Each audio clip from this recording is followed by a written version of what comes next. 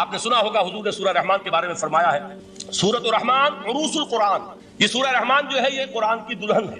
جیسے دلہن کو آپ خوشنما لباس پہناتے ہیں، آراستہ پیراستہ اس کو گہنے اور اس کو زیور پہناتے ہیں، تو جس طریقے سے سجاتے ہیں آپ دلہن کو، اللہ تعالیٰ نے ایک سورت قرآن مجید میں یہ ایسی رکھی ہے سورہ رحمان کی، اسے خوب سجایا ہے۔ اس میں الفاظ کا در و بست، اس کا اپنا ایک ڈیوائن میوزک ہے۔ وہ تو اللہ تعالیٰ قراء جو ہے خاص طور پر مصر کے قراء، اللہ تعالیٰ ان پر رحمت نازل فرمائے، ان کی خطاؤں سے درگزر کرے۔ جس طرح قرآن کے انٹرنسک میوزک کو انہوں نے واضح کیا ہے، واقعہ یہ ہے کہ اگر یہ لوگ نہ ہوتے، شیخ عبد الباسط محمد عبد الصمد، شیخ محمود خلیل الحسنی، یہ لوگ کہ جنہوں نے قرآن کے اس غنا میوزک، یہ لفظ جو ہے آپ حیران نہ ہو کہ میں یہ کوئی شاید توہین کر رہا ہوں قرآن کی، حضور نے یہ لفظ استعمال کیا ہے، تغنو، اس قرآن کو اچھی سے اچھی خوشلہانی کے ساتھ پڑھو۔ من لم یتغنى بالقرآن فلیس منا، جو قرآن کو بہتر سے بہتر انداز میں، اچھی سے اچھی آواز میں، خوشلہانی کے ساتھ پڑھنے کی کوشش نہیں کرتا، وہ ہم میں سے نہیں ہے۔ بلکہ ایک مرتبہ حضور رات کے وقت آپ گشت پر تھے اپنے ساتھیوں کے حالات معلوم کرنے کے لیے۔ حضرت ابو موسیٰ اشعری رضی اللہ تعالیٰ عنہ ایک صحابی ہیں، ان کے گھر کے پاس سے گزر ہوا، وہ رات کو تہجد پڑھ رہے تھے، کھڑے ہوئے کیف کے عالم میں قرآن تلاوت کر رہے ہیں۔ حضور کو بہت پسند آئی ان کی قرات، کافی دیر تک وہاں کھڑے سنتے رہے۔ اب انہیں کیا پتا کون سن رہا ہے، بالکل اسی طرح سمجھ لیجئے ایک بات یاد آئی ہے، حضور فرماتے ہیں کہ جس طرح کان لگا کر اللہ قرآن کو سنتا ہے کسی چیز کو نہیں سنتا۔ ہمیں نظر نہیں آتا نا، ہمیں معلوم نہیں ہے، ہم قرآن پڑھ رہے ہیں تو سننے والا کون ہے؟ سب سے زیادہ کان لگا کر خود اللہ۔ یہاں اس لیے مجھے یاد آیا کہ ابو موسیٰ اشعری کو کیا پتا تھا کہ کون سن رہا ہے، وہ اپنی کیفیت میں نماز میں تہجد میں قرآن کی تلاوت کر رہے تھے، اور ظاہر بات ہے ان کے گھر ایکڑوں میں بنے ہوئے نہیں تھے، ایک ایک کمرہ، ایک ایک کوئی حجرہ، ایسے ہی تو گھر تھے نا صحابہ کے، لہذا حضور پاس سے گزرے، آواز آئی، کافی دیر سنتے رہے۔ اس کے بعد آپ تشریف لے گئے، صبح فجر میں ملاقات ہوئی تو حضور نے تحسین کے انداز میں فرمایا، یا ابا موسیٰ انک قد اوتیت مزمارا من مزامیر آل داؤد، اے ابو موسیٰ تمہیں تو آل داؤد کے سازوں میں سے ایک ساز اللہ نے عطا فرما دیا۔ جس طرح حضرت داؤد لہن داؤدی مشہور ہے کہ جب وہ پچھلے پہر رات کو حمد کے ترانے الاپتے تھے، قرآن میں ہے کہ پرندے شامل ہو جاتے تھے ساتھ، اور پہاڑ وجد میں آتے تھے، پہاڑ بھی ان کے ساتھ شریک ہوتے تھے۔ تو جس طرح کا اللہ نے ان کو لہن عطا فرمایا تھا، حضور نے تحسین کے انداز میں فرمایا، ہے ابو موسیٰ اشعری اللہ نے تمہیں بھی آل داؤد کے سازوں میں سے ایک ساز عطا فرمایا۔ بہرحال قرآن مجید کا جو یہ میوزک ہے، قرآن کے الفاظ کا جو حسن ہے، جہاں تک حسن معنوی ہے وہ تو ہر لفظ میں ہے، لیکن یہ حسن ظاہری، حسن صوتی، حسن لفظی، یہ اپنے کلائمیکس پر آپ کو نظر آئے گا سورہ رحمان۔ لیکن قرآن میں یہ سورت اس اعتبار سے بھی ممتاز ہے، اس کی 4 آیات پر ذرا توجہ کریں گے، عجیب حقائق سامنے آئیں گے۔ جہاں یہ قرآن مجید کے حسن صوت اور حسن لفظی کی معراج ہے، وہیں اس کی پہلی 4 آیات میں 4 چوٹی کی چیزوں کا ذکر ہے، سب سے اونچی چیز ہے۔ پہلی آیت کیا ہے؟ الرحمن، ایک آیت ہو گئی۔ رحمان کیا ہے؟ اللہ کا نام ہے۔ کبھی آپ نے غور کیا اللہ کے ناموں میں سب سے پیارا نام کون سا ہوگا؟ رحمان۔ کیوں؟ اس کا مادہ کیا ہے؟ رحمت۔ ہمیں سب سے بڑھ کر جس چیز کی ضرورت ہے وہ کیا ہے؟ رحمت خداوندی۔ نام اچھی طرح سن لیجئے اس حضور کے قول کو۔ حضور فرماتے ہیں کوئی شخص جنت میں مجرد اپنے عمل کی بنیاد پر داخل نہیں ہو سکے گا جب تک کہ رحمت خداوندی دستگیری نہ کرے۔ کسی صحابی نے بڑی ہمت اور جرأت کا ثبوت دیا کہ پوچھ لیا، کیا حضور آپ بھی؟ جواب نے فرمایا کوئی شخص داخل نہیں ہو سکتا جنت میں محض اپنے عمل کی بنیاد پر جب تک کہ رحمت خداوندی جو ہے وہ دستگیری نہ فرمائے۔ پوچھا گیا کیا آپ بھی؟ آپ نے فرمایا ہاں میں بھی۔ آپ اندازہ کیجئے کہ اگر محمد الرسول اللہ بھی رحمت خداوندی کے ضرورت مند ہوں تو تاب دیگراں چہ رسد، ہماری تو سب سے بڑی ضرورت رحمت خداوندی۔ اب یہ رحمت جو ہے قرآن مجید میں اللہ تعالیٰ کی یہ شان 2 الفاظ کے ذریعے سے آتی ہے، رحیم اور رحمان۔ اور کوئی مادہ نہیں ہے جس سے 2 نام بنتے ہوں اللہ کا، لیکن یہ مادہ ہے واحد رحمت کا کہ جس سے رحمان بھی ہے رحیم بھی ہے۔ رحیم صفت مشبہ ہے، رحمت دائم ہو جائے گی، مستقل ہوگی تو رحیم کہیں گے، اور رحمان اس میں رحمت کی ہے وہ شان ہے کہ جیسے ٹھاٹھے مارتا ہوا سمندر ہو، ہیجان کی کیفیت، طوفانی کیفیت، رحمت خداوندی کا طوفانی جوش، وہ ہے رحمان۔ آپ تو رہتے اس علاقے میں ہیں، آپ کو معلوم ہے عرب اگر بھوکا مرا جا رہا ہو تو کیا کہے گا؟ انا جوعان۔ پیاسا مرا جا رہا ہو انا عطشان۔ بہت غضبناک ہوگا غضبان، غضبان آصفہ قرآن میں آیا، بہت غضبناک۔ رحمان جس کی رحمت جو ہے جوش میں ہے، ٹھاٹھے مارتے ہوئے سمندر کے مالک۔ تو یہ اللہ تعالیٰ کے ناموں میں سب سے پیارا نام۔ اب آگے چلیے، الرحمن علم القرآن، رحمان نے قرآن سکھایا۔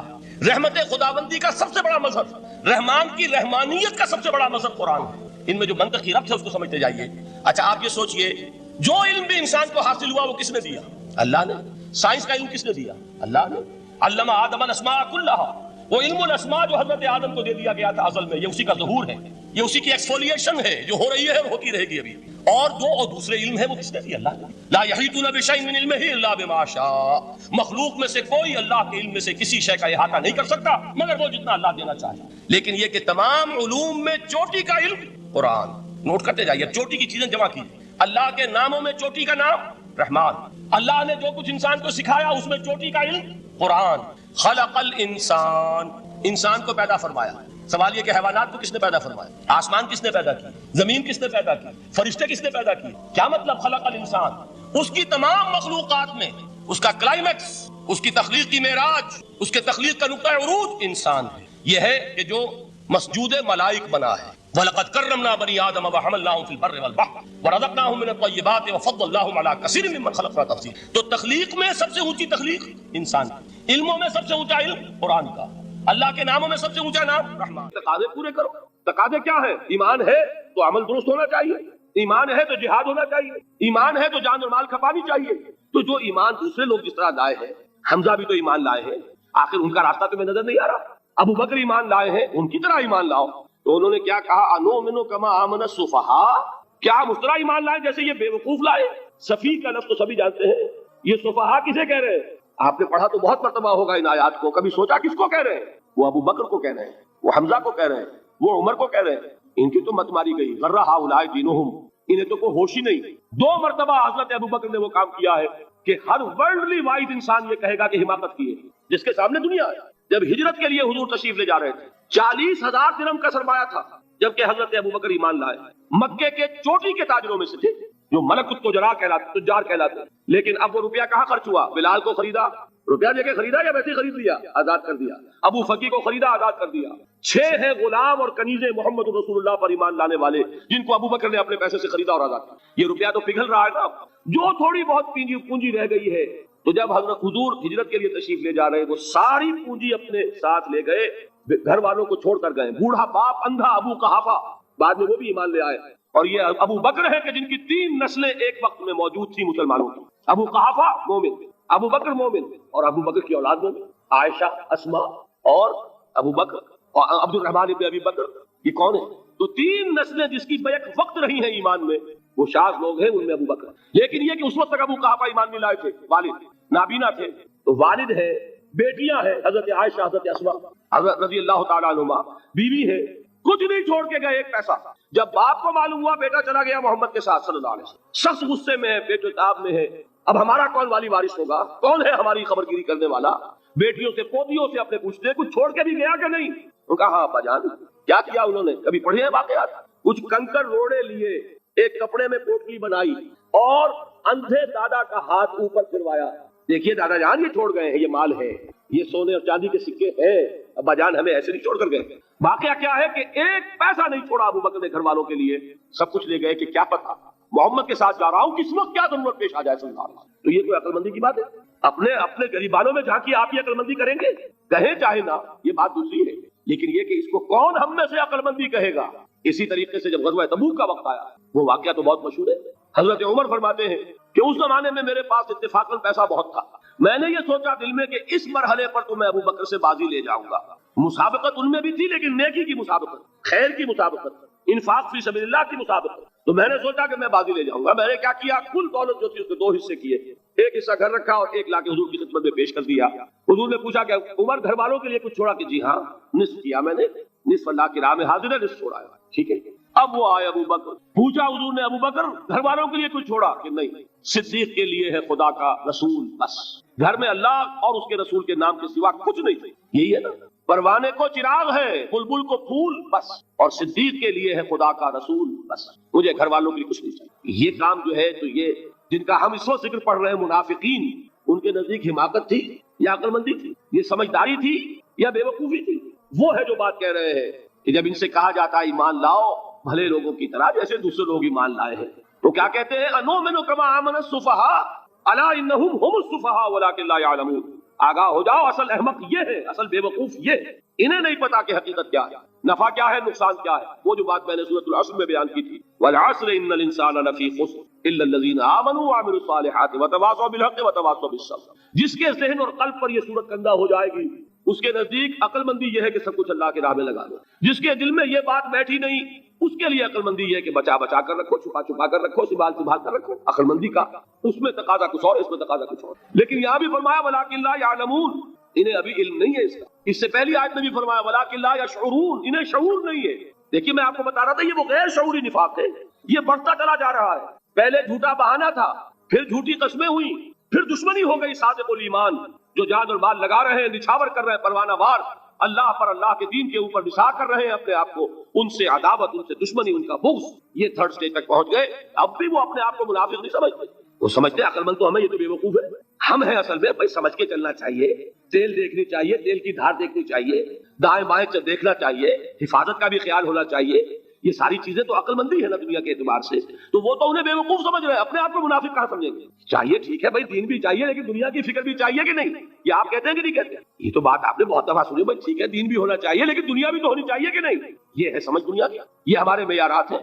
یہی وجہ ہے کہ دین ذلیل سے ذلیل تر ہو رہا ہے۔ دین وہ جو میں نے حال ہی کے اشعار سنائے تھے کہ پستی کا کوئی حد سے گزر نہ دیکھے، اسلام کا گر کر نہ ابھر نہ دیکھے، مانے نہ کبھی کہ مد ہے ہر جزر کے بعد دریا کا ہمارے جو اتر نہ دے۔ یہ دریا چڑھا کب تھا؟ جب صحابہ کرام نے وہ فینیٹسزم جس کو آج ہم کہیں گے اس کا جب مظاہرہ کیا، اس کا ثبوت دیا، دامے درمے سخنے جان مال تن دھن سب لگا دیا، تو اللہ کے دین میں بہار آ گئی، رونق آ گئی، دین کا غلبہ ہو گیا۔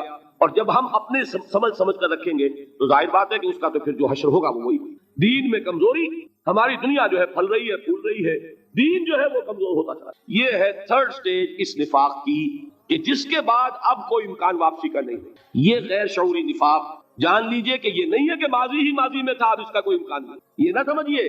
اب بھی یہ نفاق جو ہے یہ میں بتا دوں آپ کو، ایک عام آدمی ہے، دین کا تقاضا ہی سامنے نہیں ہے، اسے پتہ ہی اتنا ہے کہ اللہ کے دین کا تقاضا نماز روزہ، وہ نماز روزہ کر رہا ہے، اس پر نفاق کا حملہ نہیں ہوگا۔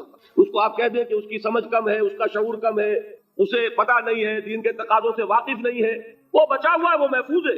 وہ جو میں نے آپ سے کہا تھا پرسوں، اور ایک صاحب نے جواب دیا مجھے بعد میں کہ آج آپ نے جو بات کہی ہے تو کل لوگ کم آئیں گے، آپ نے ڈرا دیا کہ یہ جو تقاضے دین کے سامنے آ رہے ہیں تو اس سے ذمہ داری بڑھ رہی ہے۔ اب جس نے سمجھ لیا ہے پھر پیچھے رہے، وہ نفاق کے خطرے میں ہے۔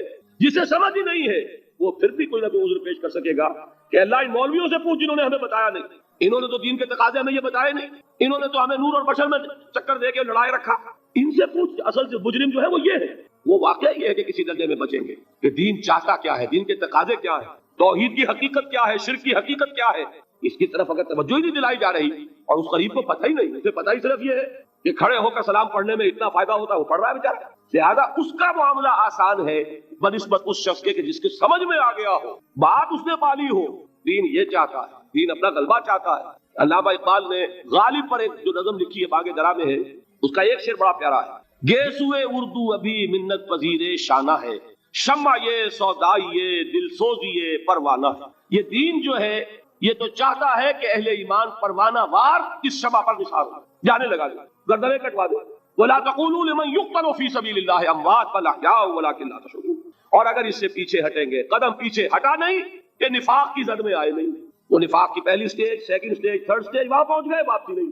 اس کے لیے ایک اور دو آیات میں چاہتا ہوں کہ اس سے اس حقیقت کو اور سمجھ لیں اچھی طرح تاکہ کوئی اشکال نہ رہ جائے۔ ایک آیت تو میں نے شروع میں پڑھی تھی، ایک نہیں ہے یعنی ایک جگہ سے سورہ عنکبوت، اور ایک آیت ہے سورہ حج کی، وہ میں نے شروع میں تلاوت نہیں کی۔ سورہ حج کی آیت دیکھیے، اس قدر پیاری آیت ہے، دوسرے رکوع کے اندر آپ کو آیت ملے گی، سورہ حج 17ویں پارے میں ہے، نصف کے بعد شروع ہوتی ہے، اور اس کے دوسرے رکوع وَمِنَ النَّاسِ، اور لوگوں میں سے کچھ ایسے بھی ہیں، مَن يَعْبُدُ اللَّهَ عَلَى حَرْفٍ، جو اللہ کی بندگی کرنا چاہتے ہیں کنارے پر کھڑے ہو کر۔ ایک ہے منجدھار میں کودنے والے کہ ہر جباد آباد ماں کشتی درا بنداختے، جیسے کہ طارق نے کیا تھا، ادھر ساحل اندلس پر قدم رکھا، ادھر کشتیوں میں آگ لگا دی، کہ کسی کے دل میں خیال ہی نہ آئے کہ واپسی بھی ہے، کوئی کسی کے ذہن میں سوال ہی پیدا نہ ہو کہ اب گھر واپس جانا ہے۔ طارق چمر کنارے اندلس سفینہ سو، گفتند کارے تو رہے عقل و خرد خطاس۔ دیکھیں وہی عقل اور بے وقوفی والی بات آ گئی، لوگوں نے کیا یہ طارق کیا کیا، عقل مندی کی روح سے تو یہ غلطی کی تم نے۔ عقل تو یہ سکھاتی ہے کہ ذرا سنبھل کر چلو، جذبہ یہ کہتا ہے کہ نہیں، واپسی کا کوئی سوال نہیں۔ اس نے اقبال نے یہی نقشہ کھینچا ہے کہ بے خطر کود پڑا آتش نمرود میں عشق، عقل ہے محو تماشائے لبے بام ابھی۔